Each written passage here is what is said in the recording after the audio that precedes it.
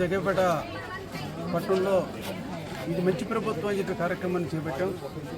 మరి ప్రజలందరూ కూడా నిజంగానే ఈ మంచి ప్రభుత్వాన్ని ఆశీర్వదిస్తూ ఉన్నారు.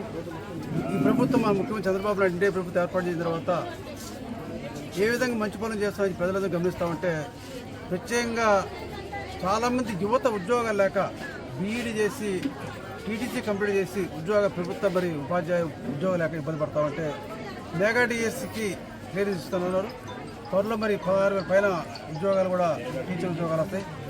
గత ప్రభుత్వం మరి నిజంగా అన్నా క్యాంటీన్ ఏర్పాటు చేస్తే అన్నా క్యాంటీన్ చేసే ప్రభుత్వాన్ని ఎన్నికల మేనిఫెస్టో ఏదైతే అన్నా క్యాంటీన్ ఇస్తామని చెప్పని మా నాయకుడు అనౌన్స్ చేశారో అన్నా క్యాంటీన్ కూడా ప్రారంభం జరిగింది. అదేవిధంగా వరద బాధితులు గతంలో చూస్తామంటే ఎప్పుడైనా సరే ఏ ప్రభుత్వం వచ్చినా సరే ఫ్లడ్ వస్తే గత ప్రభుత్వం ఏమాత్రం రెట్టించుకోవాలి.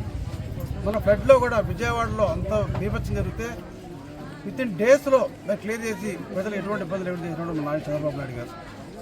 మరి విధంగా ఉచిత ఇసుక పాలసీ కావచ్చు, ప్రభుత్వ ఉద్యోగస్తులకు ఫస్ట్ తారీఖు జీతాలు ఇవ్వడం కావచ్చు, సంక్షేమ పథకాలన్నీ కూడా ఉచిత ఇసుక పాలసీ కావచ్చు, పెన్షన్ కూడా గతంలో 3,000 రూపాయల పెన్షన్ని 4,000 రూపాయలు ఫస్ట్ అటెంప్ట్ ఇచ్చారు.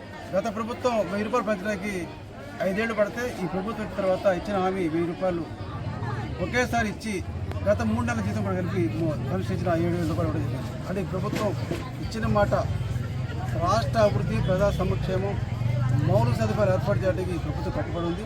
తప్పకుండా మరి ఈ మంచి ప్రభుత్వం విషయాన్ని కార్యక్రమంలో పాల్గొని ప్రజల యొక్క ఫీడ్బ్యాక్ తెలుసుకొని ఇంకా ఈ ప్రభుత్వానికి సూచన ఇవ్వడం కోసం, అదేవిధంగా మా నాయకుడు ఒక ఆలోచన కూడా విజన్ 2047 అంటే అప్పటికి స్వాతంత్రం వచ్చి 100 సంవత్సరాలు పూర్తయింది.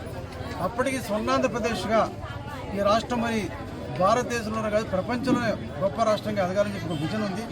దానికోసం అధికారులు, ప్రజలందరూ కూడా ఇన్వాల్వ్ అయ్యి ఇదే విధంగా ముందుకు పోవాలి ఒక ఆలోచన ప్లాన్ చేసుకుంటూ ముందుకు పోతా ఉన్నారు. మీరు 2047గా స్వర్ణాంధ్రప్రదేశ్ కావాలని చెప్పి ఆలోచన ఉంది. ఇప్పుడు ప్రజలందరూ కూడా దీనిలో ప్రతి ఒక్కరూ భాగస్వాములు అయ్యి ప్రభుత్వం చేసే కార్యక్రమాలని సహకరించాలి, ఆశీర్వదించాలని కోరుతూ చదువుకోవాలి.